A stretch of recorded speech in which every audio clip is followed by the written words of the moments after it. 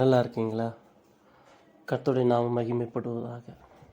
இன்னைக்கு நம்ம time line அப்படிங்கிற கருத்துல இருந்து என்ன பண்ண போறோம்? கர்த்தருடைய வார்த்தையை பார்க்க போறோம். கர்த்தருடைய வார்த்தை சொல்லுது, கர்த்தர் மனுஷனுக்கு நாட்களை நியமித்திருக்கிறார். இந்த நாட்கள்ல அதுவும் சங்கீதத்தில் நம்ம பார்க்க முடியும், ஒரு குறிப்பிட்ட நாட்கள் ஆண்டவர் என்ன பண்ணியிருக்கார், நம்முடைய வாழ்நாட்கள் இவ்வளவுதான் அப்படின்னு சங்கீதக்காரன் சொல்றார். பலத்தின் மிகுதியினால் 80 வருஷம். அதே போல் நம்ம இந்த வருஷம் எந்த டைம் லைனில் போயிட்டுருக்கோம் அப்படின்னா 2025.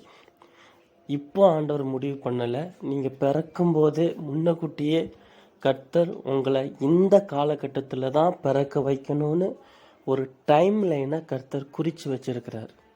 அதனால தான் நீங்கள் பவுலோட காலகட்டத்தில் இயேசு இந்த உலகத்துக்கு வந்தபோது, சவுல் இந்த உலகத்தில் இருந்தபோது, மோசே இருந்தபோது நீங்கள் பிறக்கலை. நீங்கள் 2025 இந்த வருஷத்தில் இப்போ இந்த மெசேஜை கேட்டுட்ருக்கீங்க. இது உங்களுடைய ஒரு டைம் லைன்.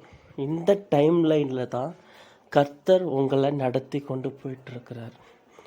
இதில் எல்லாமே குறிக்கப்பட்டிருக்குது. சில ஆசீர்வாதங்களை உடனே நம்மளால் பெற்றுக்கொள்ள முடியும். சில ஆசீர்வாதங்கள் நம்மளுடைய ஆசீர்வாதத்துக்காகவே ஒரு டைம் லைனில் அது ஒதுக்கி வைக்கப்பட்டிருக்குது.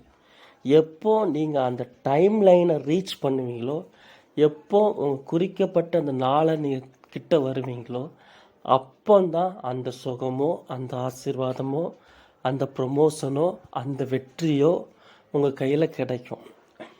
அது வரைக்கும் உங்கள் டைம் லைனில் கர்த்தருடைய சத்தத்தை கேட்டு அமைதியாக உங்கள் டைம் லைனை நீங்கள் ரசித்து நீங்கள் வாழ பழகுறீங்களோ, அப்போந்தான் அதை நீங்கள் என்ன பண்ண முடியும், ஈஸியாக கடந்து வர முடியும், பெற்றுக்கொள்ள முடியும்.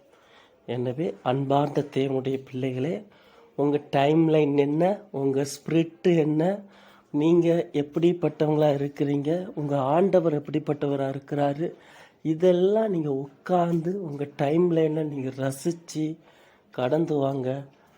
அந்த டைமில் யோசேப்புக்கு குறிக்கப்பட்ட நாள் வந்தபோது அவன் எப்படி உயர்த்தப்பட்டானோ, உங்களுக்கென்று குறிக்கப்பட்ட நாள் வரும்போது நீங்கள் உயர்த்தப்படுவீர்கள். ஆமென்.